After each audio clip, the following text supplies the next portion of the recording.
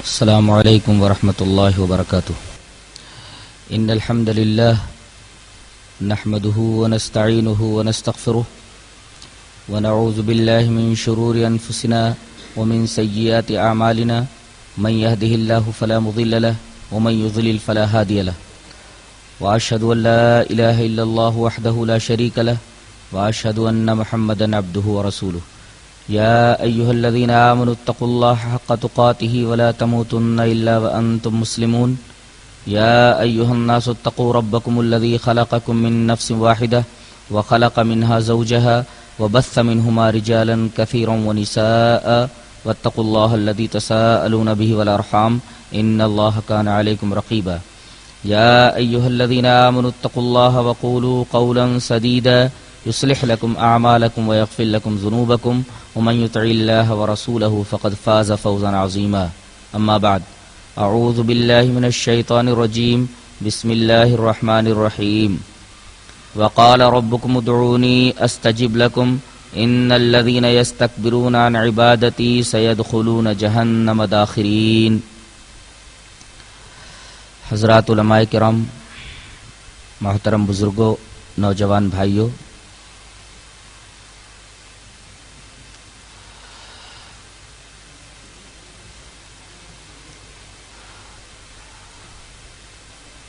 خطبہ مسنونہ کے بعد میں نے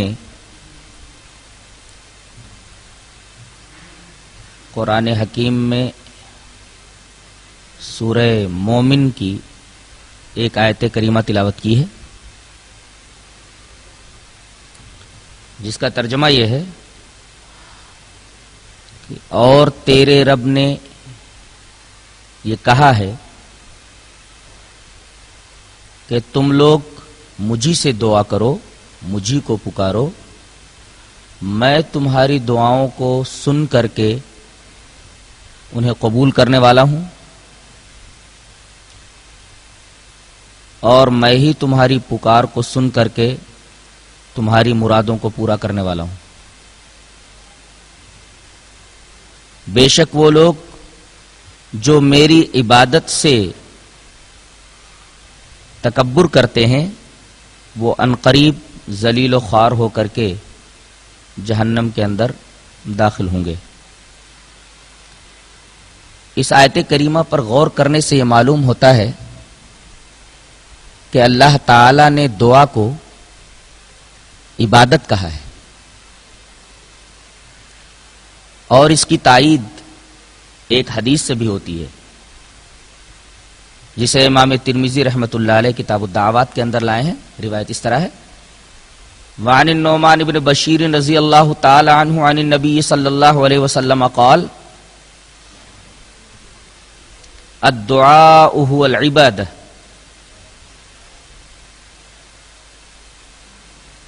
ثم قرأ وقال ربكم ادعوني استجب لكم ان الذين يستكبرون عن عبادتي سيدخلون جهنم داخرين. رواہ الترمذی فی کتاب الدعوات. حضرت نعمان بن بشیر فرماتے ہیں کہ نبی کریم صلی اللہ علیہ وسلم نے ارشاد فرمایا کہ دعا عبادت ہے، اور آپ نے اس کے ثبوت میں وہ آیت پیش کی: وقال ربكم ادعوني استجب لكم ان الذين يستكبرون عن عبادتي سيدخلون جهنم داخرين. جب اس آیت کریمہ اور اس حدیث پاک سے یہ بات ثابت ہو گئی کہ دعا عبادت ہے، تو جو اللہ کو چھوڑ کر کے کسی اور سے دعا مانگتا ہے، اللہ کو چھوڑ کر کے کسی اور سے اپنی حاجت روائی طلب کرتا ہے، کسی اور سے مدد مانگتا ہے، تو در حقیقت وہ اس کا عابد ہے، اس کی عبادت کرنے والا ہے.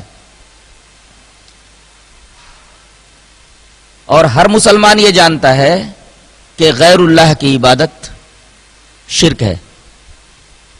تو جو کوئی اللہ کو چھوڑ کر کے کسی دوسرے سے دعا کرے وہ سمجھو صراحتاً شرک کا مرتکب ہے.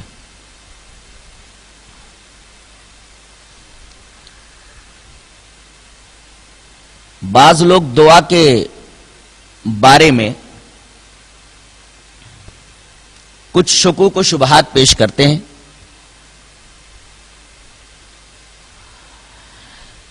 ایک شبہ تو یہ پیش کیا جاتا ہے کہ دنیا میں ہم دیکھتے ہیں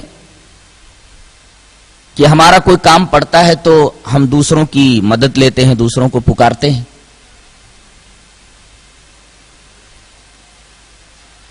جیسے کہیں جانا ہوا تو اپنی گاڑی کے لیے ڈرائیور کی مدد لینا، بیمار ہوئے تو ڈاکٹر کی مدد لینا.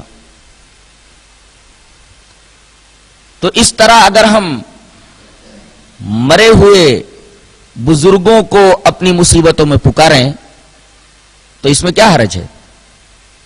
جواب اس کا یہ ہے کہ آدمی جب بیمار ہوتا ہے تو ڈاکٹر کے پاس جو جاتا ہے، کہیں جانا ہوا تو ڈرائیور کی جو مدد لیتا ہے، یہ ساری باتیں ما تحت الاسباب ہیں. اور اللہ تبارک و تعالی نے اس دنیا کو دار الاسباب بنایا ہے. تمام مسببات کو اسباب کے ساتھ جوڑ دیا ہے کہ سبب وجود میں جب آئے گا تو مسببات وجود میں آئیں گے. اور چونکہ اللہ تعالی نے اس عالم کو عالم اسباب بنایا ہے، تمام مسببات کو اسباب کے ساتھ جوڑ دیا ہے، تو اسباب کو استعمال کرنا ہمارے لیے ضروری ہے. اس کا تو حکم ہے، اس کے بغیر تو کائنات کے نظام ہی نہیں چل سکتا.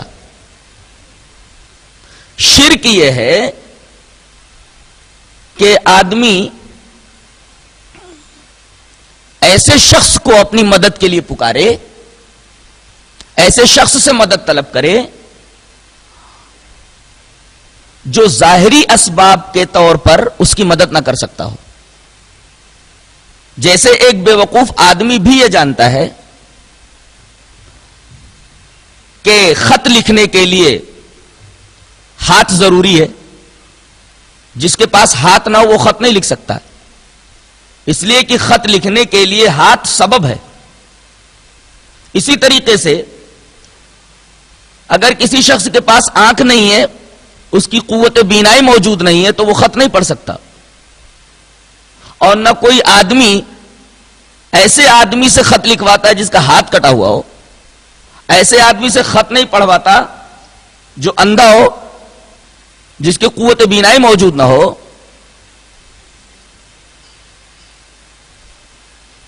تو جو شخص مر گیا وہ دستگیر کیسے ہو سکتا ہے؟ وہ مشکل کشا کیسے ہو سکتا ہے؟ وہ فریاد رس کیسے ہو سکتا ہے؟ وہ غریب نواز کیسے ہو سکتا ہے؟ وہ بندہ نواز کیسے ہو سکتا ہے؟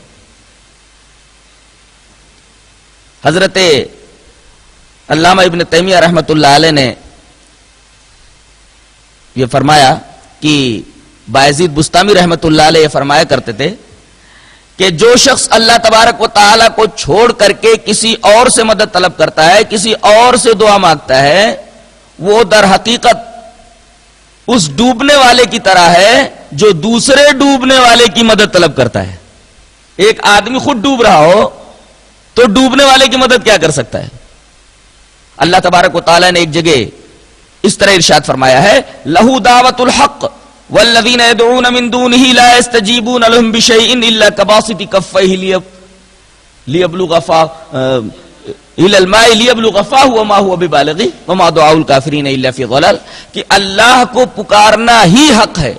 جو لوگ اللہ کے علاوہ کسی دوسرے کو پکارتے ہیں، پکارنے والے کی مثال ایسے ہے جیسے وہ اپنا ہاتھ پانی کی طرف پھیلائے ہوئے ہو، اس امید میں کہ پانی چل کر کے اس کے منہ میں آ جائے.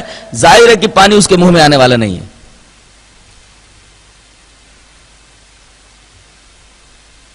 مطلب یہ کہ جو شخص اللہ تبارک و تعالی کو چھوڑ کر کے دوسروں سے دعا کرتا ہے، دوسروں کو اپنی مدد کے لیے پکارتا ہے، اس کی مثال ایسے ہے جیسے ٹھاٹے مارتے ہوئے سمندر سے پانی طلب کرنے کے بجائے وہ خشک جوہر سے پانی طلب کرے.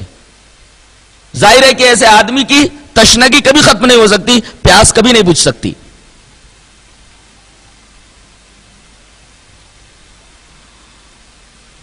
بعض لوگ یہ بھی کہتے ہیں کہ دعا کی قبولیت کے لیے ضروری ہے کہ کسی بزرگ کا وسیلہ لے لیا جائے، اور بزرگ سے ان کی مراد یہ ہوتی ہے کہ کسی صاحب قبر کا وسیلہ لیا جائے. بغیر وسیلے کے ہماری دعائیں اللہ تبارک و تعالی قبول ہی نہیں کرتا، بغیر وسیلے کی ہمارے دعائیں قبول ہی نہیں ہوتی ہیں۔ اس کا بھی جواب قرآن حکیم میں موجود ہے۔ اللہ تبارک و تعالی نے ارشاد فرمایا وَإِذَا سَأَلَكَ عِبَادِي عَنِّي فَإِنِّي قَرِيبٌ أُجِيبُ دَعْوَةَ الدَّاعِ إِذَا دَعَانِ فَلْيَسْتَجِيبُوا لِي وَلْيُؤْمِنُوا بِي لَعَلَّهُمْ يَرْشُدُونَ۔ یہ آیت کریمہ اس جگہ ہے جہاں رمضان کے احکام و مسائل بیان کیے جا رہے ہیں۔ رمضان کے احکام و مسائل کے درمیان دعا کا یہ مسئلہ لا کر کے ایک بات تو یہ واضح کر دی گئی کہ رمضان کا مہینہ دعا کا مہینہ ہے، اور اس مہینے میں بطور خاص اللہ تبارک و تعالیٰ دعائیں قبول کرتا ہے، لہذا لوگوں کو اس مہینے میں زیادہ سے زیادہ دعاؤں کا اہتمام کرنا چاہیے۔ ہم یہ دیکھتے ہیں کہ لوگ نمازیں پڑھ لیتے ہیں، سنتیں وغیرہ ادا کرنے کے بعد فوراً چلے جاتے ہیں، دعاؤں کا اہتمام ان کے ہاں نہیں ہے۔ رمضان کے احکام و مسائل کے درمیان دعا کا مسئلہ لا کر کے یہ بات واضح کر دی گئی ہے کہ رمضان کے اندر خاص طور سے دعاؤں کا اہتمام کرنا چاہیے، اس لیے کہ اس مہینے میں اللہ تبارک و تعالیٰ خاص طور سے دعاؤں کو قبول کرتا ہے۔ پہلی بات تو یہ معلوم ہوئی۔ دوسری بات یہ معلوم ہوئی کہ یہاں اللہ تبارک و تعالیٰ نے اپنے رسول کو خطاب کر کے یہ کہا ہے کہ اے میرے رسول، جب تجھ سے میرے بندے میرے بارے میں پوچھیں، میرے بارے میں سوال کریں، تو تو ان سے یہ بول دے کہ فَإِنِّي قریب، میں بہت قریب ہوں، اجیب دعوت الداع، ہر دعا کرنے والے کی دعا کو میں قبول کرتا ہوں۔ اس آیت کریمہ سے دو باتیں معلوم ہوئی۔ ایک بات تو یہ معلوم ہوئی کہ اللہ تبارک و تعالیٰ بندوں سے دور نہیں ہے، قریب ہے۔ اب جب قریب ہے تو پھر وسیلے کی کیا ضرورت ہے؟ لوگ خود یہ مثالیں دیا کرتے ہیں کہ کنویں سے پانی نکالنے کے لیے ڈول اور رسی کی ضرورت ہوتی ہے۔ کنویں سے پانی اس وقت تک حاصل نہیں کیا جا سکتا جب تک کہ ڈول اور رسی کا سہارا نہ لیا جائے، ڈول اور رسی کا وسیلہ نہ لیا جائے۔ کوئی آدمی بلڈنگ پر اس وقت تک نہیں چڑھ سکتا جب تک کہ سیڑھی کا سہارا نہ لیا جائے، سیڑھی کا وسیلہ نہ لیا جائے۔ اس آیت کریمہ میں اسی تصور کا رد ہے، اسی عقیدے کا رد ہے کہ جب اللہ تبارک و تعالیٰ بہت قریب ہے تو اس تک پہنچنے کے لیے وسیلے کی کیا ضرورت ہے؟ جس طرح پانی اگر منہ تک آ جائے تو پھر ڈول اور رسی کی ضرورت نہیں ہے، اسی طریقے سے چھت اگر نیچے آ جائے تو پھر سیڑھی کے وسیلے کی ضرورت نہیں ہے۔ اسی طرح جب اللہ تبارک و تعالیٰ ہمارے بہت زیادہ قریب ہے تو پھر ہماری دعائیں ڈائریکٹ اس تک پہنچ جائیں گی۔ دعا اس تک پہنچانے کے لیے ہمیں وسیلے کی ضرورت نہیں ہے۔ در حقیقت وسیلے کا یہ تصور مسلمانوں میں عیسائیوں سے آیا ہے۔ عیسائیوں کا ایک عقیدہ ہے، عقیدہ کفارہ۔ عقیدہ کفارہ کی حقیقت یہ ہے کہ آدم و حوا سے گناہ ہوا یا کسی آدمی سے گناہ ہوتا ہے تو اللہ کی نگاہ میں وہ ناپسندیدہ ہو جاتا ہے۔ اب وہ یہ سوچتا ہے کہ میں نے تو اللہ تبارک و تعالیٰ کے قانون کو توڑا ہے، اللہ مجھے ناپسند کر رہا ہے، تو میں کس منہ سے اللہ تبارک و تعالیٰ سے دعا کروں، اللہ تبارک و تعالیٰ سے ڈائریکٹ مانگوں۔ اسی وجہ سے انہوں نے ایک راستہ نکالا کہ پوری انسانیت جب گمراہ ہو گئی، پوری انسانیت جب گنہگار ہو گئی، تو اس گناہ کی وجہ سے وہ اس لائق نہیں رہے کہ ڈائریکٹ اللہ تبارک و تعالیٰ سے دعا کریں، اور اللہ تبارک و تعالیٰ نے ان کے گناہوں کو معاف کرنے کا ارادہ فرمایا تو اپنے بیٹے کو نعوذ باللہ مسیح کو بھیجا، اور وہ پوری انسانیت کا گناہ اپنے کاندھے پر لے کر کے سولی کے اوپر چڑھ گیا۔ اس طرح پوری انسانیت کے گناہوں کا کفارہ ہو گیا۔ غور کیجئے تو وسیلے کا یہ تصور عقیدہ کفارہ جو عیسائیوں کا عقیدہ ہے اس سے بالکل ملتا جلتا ہے۔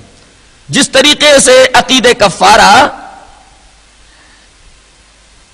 ایک طریقے سے اللہ تبارک و تعالیٰ کی رحمت سے مایوسی ہے، ایسے ہی یہ عقیدہ وسیلہ بھی اللہ تبارک و تعالیٰ کی رحمت سے ایک طریقے کی مایوسی ہے۔ حالانکہ انہیں یہ بات معلوم ہو جاتی اگر وہ قرآن و حدیث کا مطالعہ کرتے کہ ضروری نہیں کہ اللہ تبارک و تعالیٰ برے آدمی کی دعا کو نہ سنے، اچھے آدمی ہی کی دعا کو سنے۔ اگر آپ سے سوال کیا جائے کہ سب سے بری ہستی کون، اللہ کی نگاہ میں سب سے ناپسندیدہ ہستی کون، آپ جواب دیں گے کہ شیطان، ابلیس، جس نے اللہ تبارک و تعالی کے حکم کے باوجود آدم کو سجدہ نہیں کیا اور راندے درگاہ ہوا۔ اس سے زیادہ ناپسندیدہ ہستی اللہ کی نگاہ میں اور کوئی نہیں۔ اور سب سے محترم ہستی، سب سے محبوب ہستی اللہ کی نگاہ میں جناب محمد رسول اللہ صلی اللہ علیہ وسلم کی ہے۔ لیکن آپ کو قرآن حکیم پڑھ کر کے اور حدیث پاک کا مطالعہ کر کے حیرت ہوگی کہ اللہ نے شیطان کی دعا کو قبول کر لیا اور نبی کی یوں تو بہت ساری دعائیں قبول کی، لیکن بعض جگہوں پر نبی کی بھی دعا اللہ نے قبول نہیں کی۔ جیسے جب شیطان کو راندے درگاہ کیا گیا تو شیطان نے ایک دعا مانگی۔ کیا دعا تھی؟ قال رب فانظرنی الی یوم یبعثون قال فانک من المنظرین، اے رب مجھے قیامت تک کے لیے مہلت دے، یہ اس کی دعا تھی۔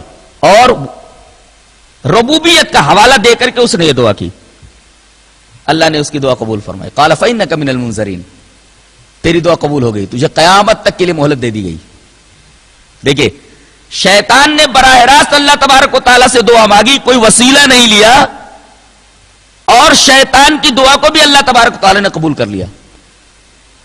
اور سب سے محبوب ہستی جناب محمد رسول اللہ صلی اللہ علیہ وسلم، اللہ نے ایک مقام پر اپنے محبوب رسول کی بھی دعا قبول نہیں کی۔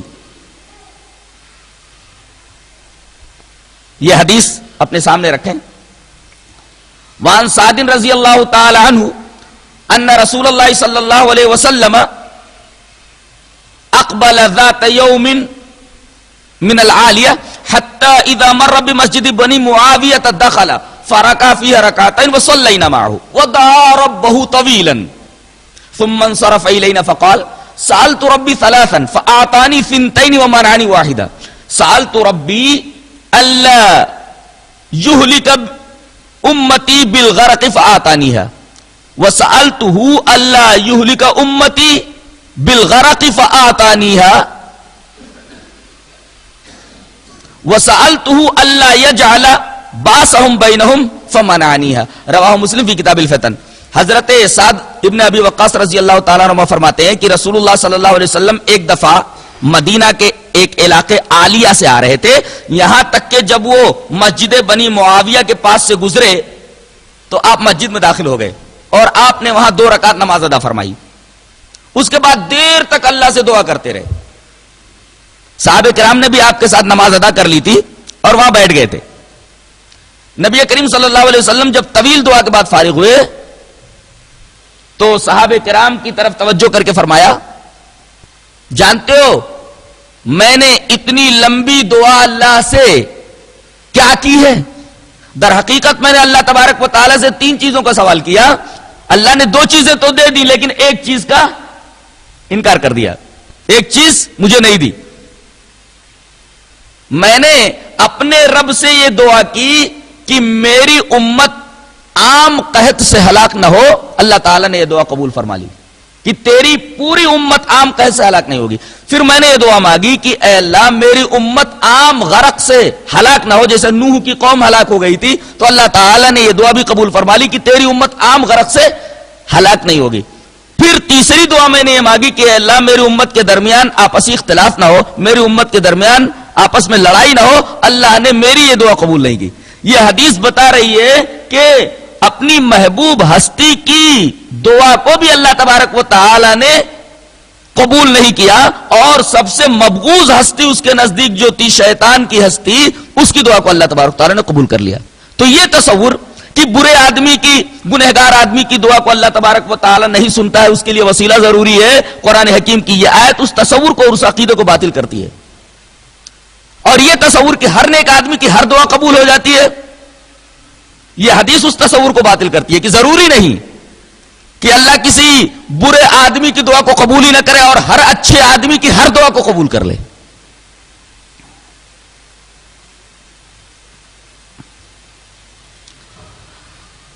دعاؤں کا اہتمام کرنا چاہیے. دعاؤں کے تعلق سے مسلمان بڑی غفلت میں مبتلا ہیں. حالانکہ ہماری تمام پریشانیوں، ہماری تمام مصیبتوں کا حل صرف اور صرف دعا ہے. ہم جگہ جگہ یہ دیکھتے ہیں، بس اسٹاپس کے اوپر کوئی پوسٹر لگا ہوا ہوتا ہے، بسوں میں پوسٹر لگا ہوا ہوتا ہے، گاڑیوں میں پوسٹرز لگے ہوئے ہوتے ہیں، اس پہ لکھا ہوا ہوتا ہے ہماری پریشانیوں کا حل، اور نیچے لکھا ہوتا ہے فلاں بابا کے پاس جائیے، وہ کوئی تعویذ دے دیں گے، کوئی گنڈا دے دیں گے جس کی وجہ سے آپ کی پریشانیوں کا حل مل جائے گا. حقیقت یہ ہے کہ پریشانیاں اللہ تبارک و تعالیٰ کی طرف سے آتی ہیں، آسانیاں اللہ تبارک و تعالیٰ کی طرف سے آتی ہیں. دکھ اسی کی طرف سے آتا ہے، سکھ اسی کی طرف سے آتا ہے. لہذا جب دکھ سکھ سب اللہ کی طرف سے ہے تو سکھ اللہ سے مانگو، اور جب دکھ آئے تو دور کرنے کی اللہ تبارک و تعالیٰ ہی سے درخواست کرو. دکھ کا علاج اللہ تبارک و تعالیٰ کے علاوہ کسی کے پاس نہیں، اس لیے کہ دکھ اسی کے پاس سے آتا ہے.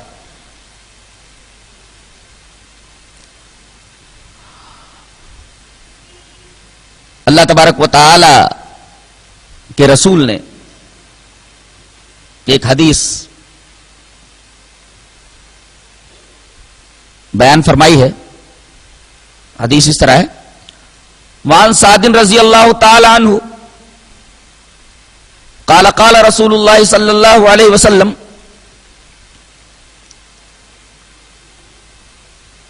دعوت الظنون اذ دعا وهو في بطن الحوت لا اله الا انت سبحانك اني كنت من الظالمين فانه لم يدعو بها رجل مسلم في شيء قط الا استجاب الله له. رواه الترمذی فی کتاب الدعوات. حضرت امام ترمذی اس حدیث پاک کو کتاب الدعوات کے اندر لائے. حضرت سعد بن ابی وقاص فرماتے ہیں کہ رسول اللہ صلی اللہ علیہ وسلم نے ارشاد فرمایا کہ مچھلی والے یعنی حضرت یونس علیہ السلام، ان کی دعا، جو دعا انہوں نے مچھلی کے پیٹ میں کی، وہ دعا یہ تھی لا الہ الا انت سبحانک انی کنت من الظالمین. اس دعا کو پڑھ کر کے کوئی بھی مسلمان آدمی کسی بھی چیز کے بارے میں اللہ سے دعا کرے تو اللہ تبارک تعالیٰ اس کی دعا کو قبول کرے گا. یہ حدیث بتا رہی ہے کہ ہمارے مسائل کا حل، ہماری پریشانیوں اور ہماری مصیبتوں کا حل تو دعاؤں کے اندر موجود ہے. کوئی بھی چیز مانگنی ہو تو اللہ تبارک تعالیٰ سے مانگو، اور خاص طور سے اس دعا کے وسیلے سے یہ دعا کر کے اللہ تبارک و تعالیٰ سے کوئی چیز مانگو تو اللہ تبارک و تعالیٰ رد نہیں کرے گا، وہ چیز عطا کر دے گا.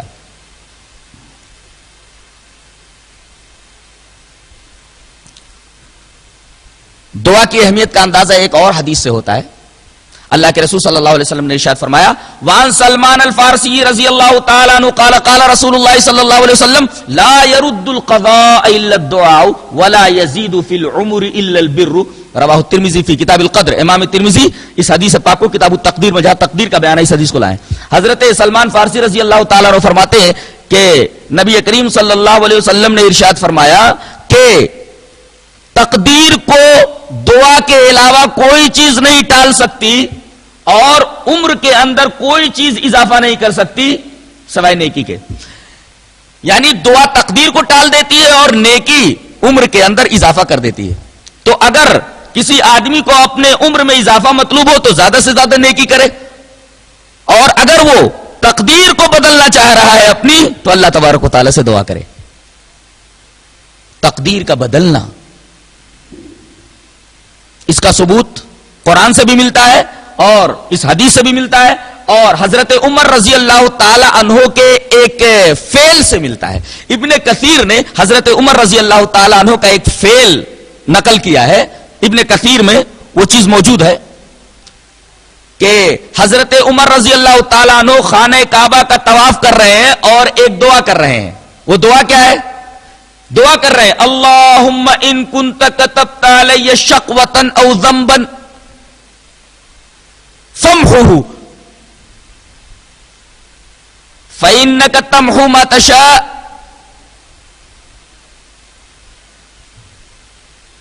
وتثبت وعندک ام الکتاب فاجعلہ لی سعادۃ ومغفرہ. حضرت عمر رضی اللہ تعالیٰ عنہ طواف کرتے کرتے یہ دعا کر رہے ہیں کہ اے اللہ اگر تو نے میری قسمت میں بدبختی لکھ دی ہے یا کوئی گناہ لکھ دیا تو اس کو مٹا دے. اللہم ان کنت کتبت علی شقوۃ او ذنبا فامحو عنی، کہ اگر تو نے میری قسمت کے اندر بدبختی لکھ دی ہے، کوئی گناہ لکھ دیا تو اے اللہ اس بدبختی کو مٹا دے.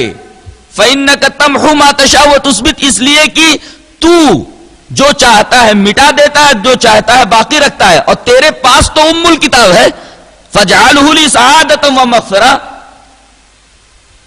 تو میرے لیے سعادت اور مغفرت لکھ دے، بدبختی مٹا کر کے سعادت لکھ دے.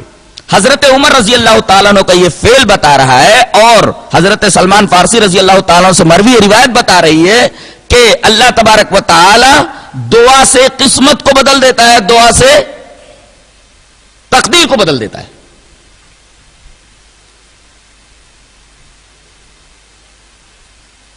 دعا سے تقدیر بدلنے کا مطلب کیا ہے اس کو ذرا سرسری طور سے ذہن میں رکھ لیں. مثلا اللہ تبارک و تعالی نے ایک چیز لکھ دی ہے کہ بندے کو یہ چیز میں دوں گا، وہاں یہ بھی لکھ دیا ہے کہ اگر یہ دعا کرے گا تو دوں گا. ظاہر ہے کہ اس چیز کا حصول دعا کے اوپر معلق ہے. اگر دعا نہیں کرتا ہے تو وہ چیز اسے نہیں ملے گی، اگر دعا کرتا ہے تو وہ چیز مل جاتی. تقدیر میں بھی لکھا ہوا ہے کہ اگر بندہ مجھ سے دعا مانگے گا تو میں اس کی یہ مصیبت دور کر دوں گا، اس کی یہ پریشانی دور کر دوں گا. اگر دعا مانگتا ہے تو پریشانی دور ہو جائے گی، دعا نہیں مانگتا تو پریشانی دور نہیں ہوگی. یہ مطلب ہے تقدیر کے ٹلنے کا. اور عمر میں اضافہ ہونے کے دو مفہوم ہیں. ایک مفہوم تو حقیقی ہے کہ اگر عمر میں زیادتی کا مطلب یہ لیا جائے کہ حقیقت میں عمر میں زیادتی ہو جاتی ہے، تو اس کا مطلب یہ ہے کہ اللہ نے جہاں تقدیر میں لکھ دیا کہ اس کی عمر 40 سال ہے، وہاں یہ بھی لکھ دیا ہے کہ اگر یہ حج کرتا ہے، عمرہ کرتا ہے، یہ نیکیاں کرتا ہے تو اس کی عمر 40 سال سے بڑھا کر کے 60 سال کر دی جائے گی. اور اگر نہ حج کرتا ہے استطاعت کے باوجود، نہ عمرہ کرتا ہے، نہ اور نیکیاں کرتا ہے، گناہوں میں ملوث رہتا ہے، تو اس کی عمر کے اندر اضافہ نہ کیا جائے. یہ مفہوم ہے جب اس حدیث کو اور عمر کے اندر زیادتی کو حقیقت پر محمول کیا جائے. اور اگر حقیقت پر محمول نہ کر کے اس حدیث کو مجاز پر محمول کیا جائے تو اس کا مطلب یہ ہوگا کہ اللہ تبارک و تعالی عمر اتنی ہی رکھے گا. 40 سال اگر عمر ہے تو 40 سال ہی رہے گی، لیکن 40 سال میں اتنے کام اس سے لے لے گا، وہ اتنے اعمال صالحہ کر لے گا، اللہ تبارک و تعالی اسے اتنے اعمال صالحہ اور اچھے اعمال اور نیک اعمال کی توفیق دے دے گا کہ اگر 100 سال کی بھی عمر اسے دے دی جاتی تو اتنے اعمال نہ کر پاتا جتنی کی اس نے 40 سال کے اندر کر لی ہے. تو یہ در حقیقت عمر میں اضافہ ہی ہوا. تو دعا سے تقدیر بدل جاتی ہے اور نیکی سے عمر کے اندر اضافہ ہو جاتا ہے، جس سے دعا کی اہمیت کا اندازہ ہوا.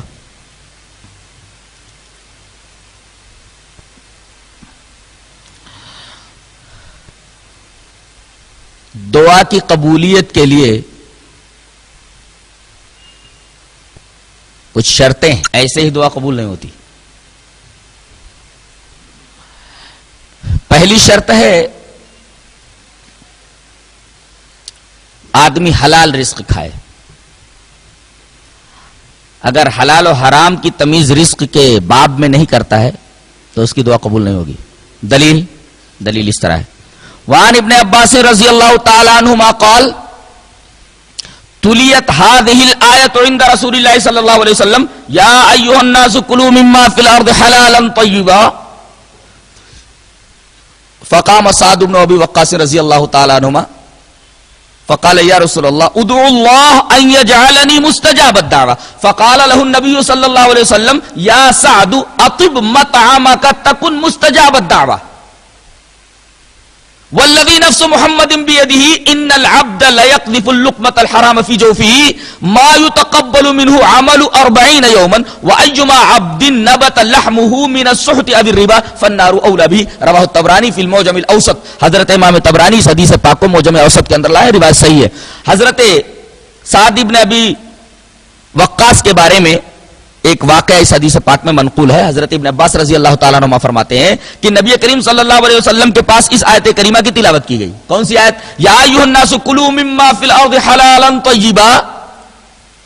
سعد ابن ابی وقاص اس محفل میں موجود تھے، وہ کھڑے ہوئے اور کہا کہ اللہ کے رسول، اللہ سے میرے بارے میں دعا فرما دیجئے کہ میں مستجاب الدعوات ہو جاؤں۔ مستجاب الدعوات کا مطلب جو دعا میں کروں اللہ تبارک و تعالیٰ اسے قبول کر لے۔ آپ اللہ سے ایسی دعا فرما دیں کہ میں مستجاب الدعوات ہو جاؤں۔ نبی کریم صلی اللہ علیہ وسلم نے فرمایا سعد ایک کام کر لو تم مستجاب الدعوات ہو جاؤ گے۔ کہا کہ اللہ کے رسول وہ کون سا کام ہے؟ کہا کہ اطب مطعمک، ایک کام کر لے، اپنا کھانا حلال کر لے۔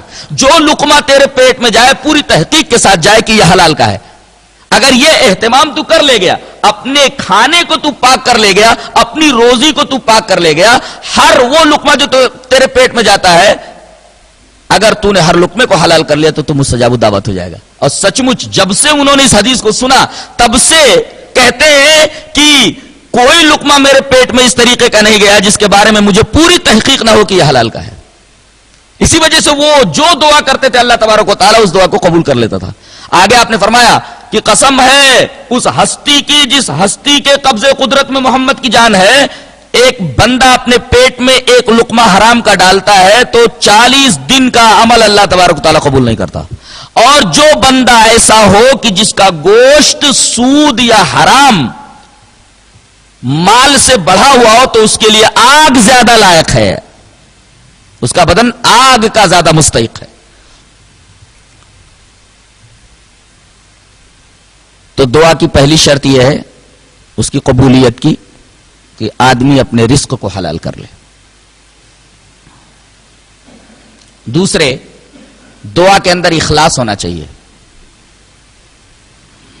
جیسے ایک حدیث پاک ہے، وان انس رضی اللہ تعالی عنہ قال قال رسول اللہ صلی اللہ علیہ وسلم اذا دعا احدکم فلیعزم المسألہ ولا یقولن اللہم ان شئت فآتنی فإنہ لا مستکرہ لہ، رواہ البخاری فی کتاب الدعوات۔ حضرت انس رضی اللہ تعالیٰ عنہ فرماتے ہیں کہ رسول اللہ صلی اللہ علیہ وسلم نے ارشاد فرمایا کہ تم میں سے جب کوئی دعا کرے تو اپنے سوال میں جو سوال وہ اللہ سے کر رہا ہے اس میں عزم اختیار کرے، عزیمت اختیار کرے۔ عزیمت کا مطلب کیا ہے؟ ایک تو دعا پوری دل جمعی کے ساتھ کرے، پوری توجہ کے ساتھ کرے، جو دعا کر رہا ہے اس دعا کو وہ سمجھ رہا ہے۔ عام طور سے آج دیکھا جاتا ہے کہ امام دعا پڑھتا ہے اور لوگ اس کے اوپر آمین آمین بولتے رہتے ہیں، نہ امام کو سمجھ میں آتا ہے کہ میں کیا دعا کر رہا ہوں، اور نہ مقتدی جو امام کی دعا پر آمین آمین کہہ رہے ہیں ان کو کچھ سمجھ میں آتا ہے کہ کس چیز کے بارے میں دعا کی گئی ہے۔ تو اولاً دعا کو سمجھنا چاہیے کہ میں کیا دعا کر رہا ہوں۔ آج عام طور پہ حنفی مساجد کے اندر یہ دیکھا جاتا ہے کہ امام دعا کرتا ہے، وہ دعا کرتا نہیں ہے، دعا پڑھتا ہے۔ دعا کرنے کا حکم ہے، دعا پڑھنے کا حکم نہیں ہے۔ آدمی دعا کرے تو اللہ قبول کرتا ہے۔ لوگ دعا پڑھ رہے ہیں، پڑھنے والا بھی سمجھ نہیں رہا ہے، سننے والا بھی سمجھ نہیں رہا ہے۔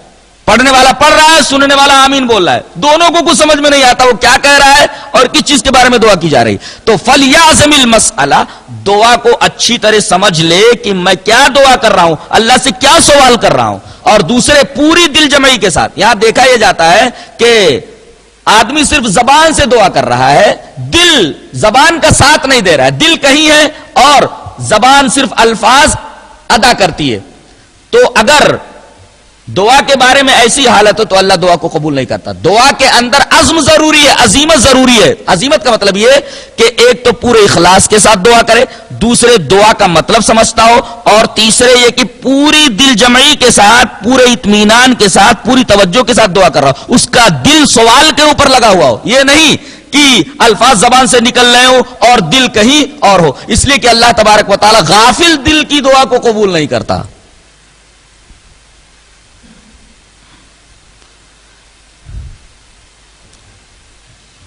تو دوسری شرط اخلاص اور عزیمت ہے. اور در حقیقت جیسے عبادت کی روح دعا ہے تو دعا کی روح عزیمت ہے. اگر عبادت سے دعا کو نکال لیا جائے تو عبادت بے معنی ہو جاتی ہے. ایسے ہی دعا سے اگر عزیمت کو نکال لیا جائے تو دعا بے روح ہو جاتی ہے.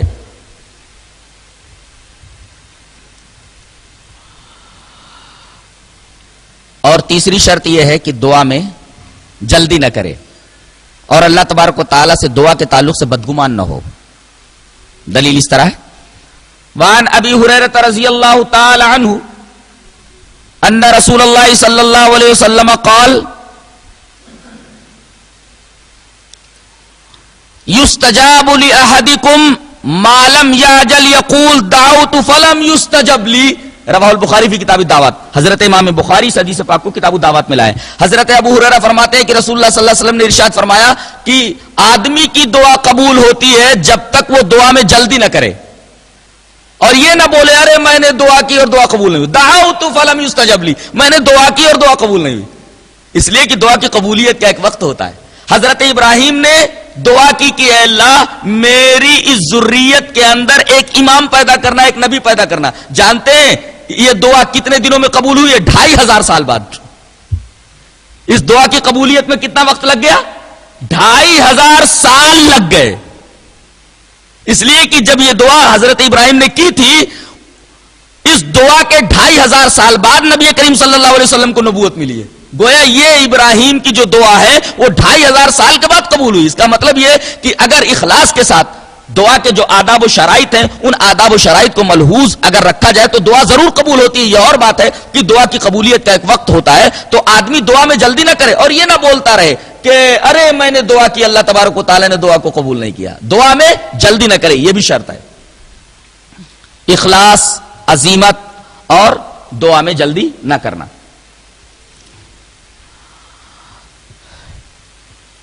ایک شرط اور ہے کہ زیادہ تر وہ اللہ تبارک و تعالیٰ کی ربوبیت کا حوالہ دے کر دعا کرے. اگر بار بار ربوبیت کا حوالہ دیتا ہے, اللہ کے رب ہونے کا حوالہ دے کر کے دعا مانگتا ہے تو اللہ تبارک و تعالیٰ دعا کو ضرور قبول کرتا ہے. اس کا ثبوت قرآن میں ہے. اولی الالباب کی دعا کا تذکرہ جہاں 4 پارے کے اندر کیا گیا ہے سورہ آل عمران کے اختتام پر, یوں ہے اولی الالباب اس طرح دعا مانگتے ہیں ربنا ما خلقت هذا باطلا سبحانك فقنا عذاب النار ربنا انك من تدخل النار فقد اخزيته وما للظالمين من انصار ربنا اننا سمعنا مناديا ينادي للايمان ان امنوا بربكم فآمنا ربنا فاغفر لنا ذنوبنا وكفر عنا سيئاتنا وتوفنا مع الابرار ربنا وآتنا ما وعدتنا على رسلك ولا تخزنا يوم القيامة انك لا تخلف الميعاد فاستجاب لهم ربهم انی لا اضیع عمل عامل. دیکھیے اولی الالباب کی دعاؤں کو نقل کیا گیا ہے اور 5 مرتبہ ربوبیت کا حوالہ دیا گیا, 5 مرتبہ ربنا ہے. حضرت حسن نے فرمایا کہ یہ لوگ اولی الالباب ربنا ربنا بولتے رہتے ہیں یہاں تک کہ اللہ تبارک و تعالیٰ ان کی دعا کو قبول کر لیتا ہے. ما زالوا یقولون ربنا ربنا حتس تجاب لہو.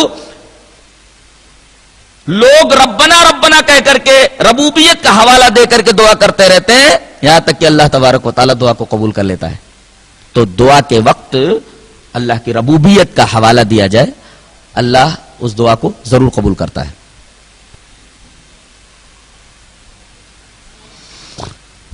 دعا کے لیے 3 شرطیں اور بھی ہیں جو حضرت زکریا علیہ السلام کے دعا سے مستنبت ہے. حضرت زکریا علیہ السلام اولاد چاہتے تھے, وہ بھی زندگی کے ایسے موسم میں جہاں عام طور پر بچوں کی پیدائش محال ہوتی ہے. اللہ سے اس وقت بچے کی پیدائش کے لیے, نیک اولاد کے لیے دعا مانگ رہے ہیں. اللہ نے اس کا تذکرہ اس طرح فرمایا ہے کاف ہا یا عین صاد ذکر رحمت ربک عبدہ زکریا اذ نادى ربه نداء خفيا قال رب اني وهن العظم مني واشتعل الراس شيبا ولم اكن بدعائك رب شقيا. حضرت زکریا دعا کر رہے ہیں, دھیرے دھیرے دعا کر رہے ہیں. انہوں نے اپنے رب کو دھیرے دھیرے پکارا تو ایک شرط یہ ہوئی کہ زور زور سے دعا نہ کر کے آدمی دھیرے سے دعا کرے، اس لیے کہ اگر آدمی دھیرے دھیرے دعا کرتا ہے، چپ کے دعا کرتا ہے، تو اس میں ریا کا امکان نہیں ہوتا، اور جس دعا میں ریا کا امکان نہ ہو اللہ تبارک تعالیٰ اس دعا کو قبول کرتا ہے۔ دعا دھیرے دھیرے کی جائے، اس کا مطلب دھیرے دھیرے چپ کے دعا کرنا افضل ہے زور زور سے دعا کرنے کے مقابلے میں۔ ایک شرط یہ ہے۔ دوسری شرط، اپنی عاجزی، اپنی انکساری، اپنی کمزوری، اپنی بے بسی، اس کا اظہار کرے، جیسے حضرت زکریا علیہ السلام نے اظہار کیا۔ قال رب انی وہن العظم منی واشتعل الراس شیبا ولم اکن بدعائک رب شقیا، اے میرے رب میری ہڈیاں کمزور ہو گئی ہیں۔ بدن کے اندر ہڈی جو ہوتی ہے یہ اصل بنیاد ہوتی ہے، ہڈی اگر کمزور ہو جائے تو پورا بدن کمزور ہو جاتا ہے۔ اے اللہ میری ہڈیاں کمزور ہو گئی ہیں، یعنی میرا بدن کمزور ہو گیا ہے۔ ہڈیوں کا کمزور ہونا یہ دلیل ضعف اور دلیل کبر ہے، یعنی بڑھاپے کی دلیل ہے اور کمزوری کی دلیل ہے۔ اللہ میں بہت کمزور ہو گیا اور میری ہڈیاں کمزور ہو گئی۔ وَاسْتَعَالَ الرَّاسُ شَيْبًا، اور میرے بال سفید ہو گئے۔ بال سفید ہونے کا مطلب یہ ہے کہ اب موت کا فرشتہ آنے ہی والا ہے۔ بال کا سفید ہونا، یہ بال کا سفید ہونا در حقیقت یہ موت کا قاصد ہے، اور یہ سفید بال نذیر ہے اور یہ رائد ہے، یہ بتا رہا ہے کہ اب تیری موت قریب ہے۔ تو اے اللہ میں موت کی چوکھٹ پر پہنچ چکا ہوں، میرے اعضاء کمزور ہو چکے ہیں، ہڈیاں کمزور ہو گئی ہیں، مجھے اولاد عطا فرما۔ یہ دوسری دعا جس میں اپنی عاجزی کا اظہار ہے۔ اور تیسرے وَلَمْ أَكُنْ بِدُعَائِكَ رَبِّ شَقِيًّا، اے میرے رب میں نے جب بھی تجھ سے مانگا تو نے مجھے عطا کیا، یعنی اللہ تبارک و تعالیٰ کی نعمتوں کا اعتراف کرے۔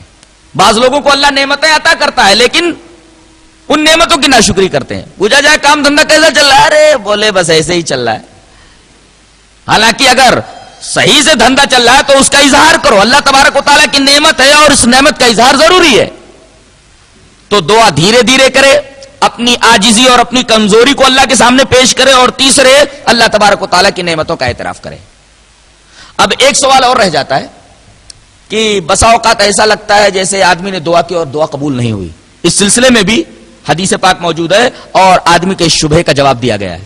حدیث اس طرح ہے، وعن ابی سعید الخدری رضی اللہ تعالی عنہ ان النبی صلی اللہ علیہ وسلم قال ما من مسلم يدعو بدعوة ليس فيها اثم ولا قطيعة رحم الا آتاه الله بها احدى ثلاث، اما ان يعجل له دعوته واما ان يدخرها له في الاخرة واما ان يصرف عنه من السوء مثلها قالوا اذا نكثر قالوا الله اكثر۔ رواه احمد فی مسندہ، یہ روایت مسند احمد میں ایسے ہی موجود ہے۔ حضرت ابو سعید خدری فرماتے ہیں کہ نبی کریم صلی اللہ علیہ وسلم نے ارشاد فرمایا، کوئی بھی مسلمان کوئی بھی دعا کرے، کوئی مسلمان کوئی بھی دعا کرے، اس دعا کے اندر نہ تو گناہ کی بات ہو اور نہ تو رشتہ داری کا کاٹنا ہو، کوئی گناہ کی بات دعا میں نہ ہو اور رشتہ داری کا کاٹنا نہ ہو، تو اللہ تبارک و تعالی تین چیزوں میں سے ایک چیز تو ضرور دیتا ہے۔ کیا؟ جو دعا اس نے مانگی ہے وہی دعا قبول کر لیتا ہے۔ بندے نے جو دعا کی اللہ تبارک و تعالی بندے کی اس دعا کو ویسے ہی قبول کر لیتا ہے، جو مانگا وہ دے دیا۔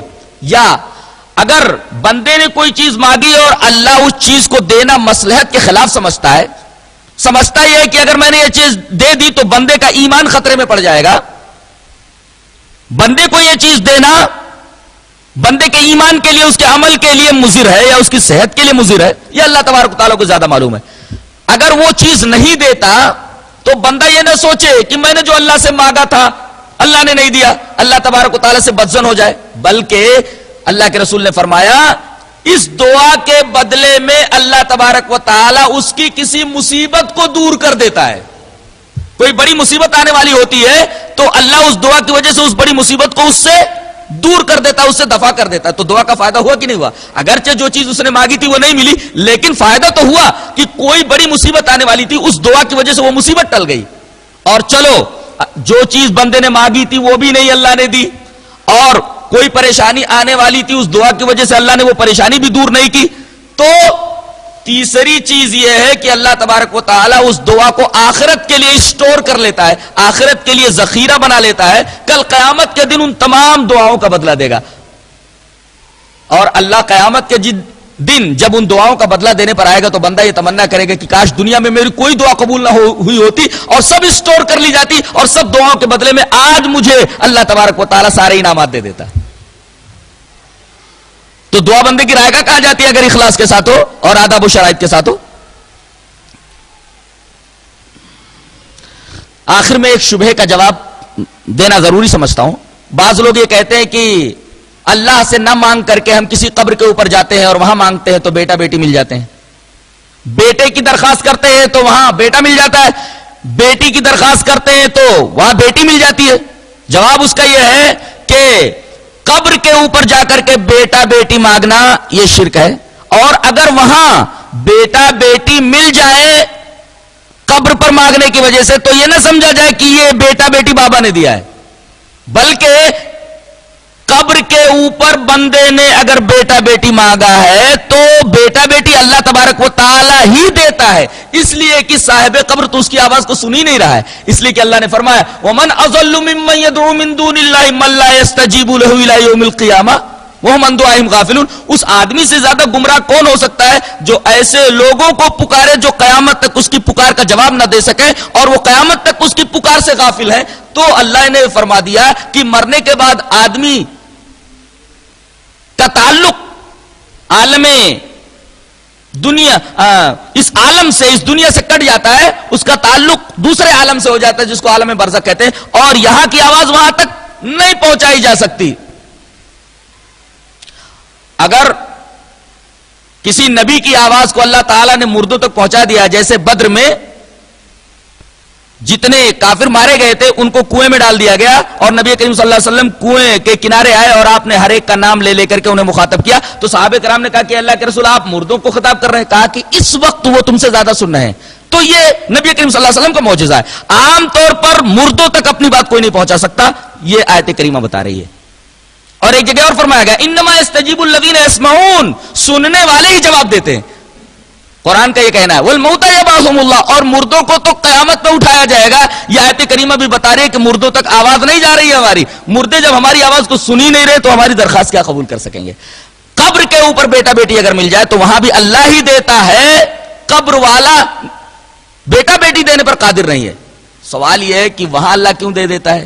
جواب اس کا یہ ہے کہ دیتا تو اللہ ہی ہے، لیکن غیر اللہ سے مانگنے کی وجہ سے اللہ تبارک و تعالیٰ اس کو یہ سزا دیتا ہے کہ اس کا ایمان سلب کر لیتا ہے. وہ آدمی کافر ہو جاتا ہے یا منافق ہو جاتا ہے اور ایمان جیسی قیمتی چیز سے محروم ہو جاتا ہے. بیٹا بیٹی تو مل گیا، وہ خوش ہو گیا، لیکن اس بدبخت کو یہ معلوم نہیں کہ غیر اللہ سے مانگنے پر یہ چیز اللہ ہی نے دی، لیکن اس کی سزا مجھے یہ ملی کہ سب سے قیمتی چیز ایمان میرے ہاتھ سے نکل گئی، میں ایمان سے محروم ہو گیا. یہ کچھ خاص باتیں دعا کے تعلق سے تھیں. اللہ تبارک و تعالی ہمیں اچھی سمجھ اور اچھے عمل کی توفیق عطا فرمائے. وآخر دعوانا الحمدللہ رب العالمین.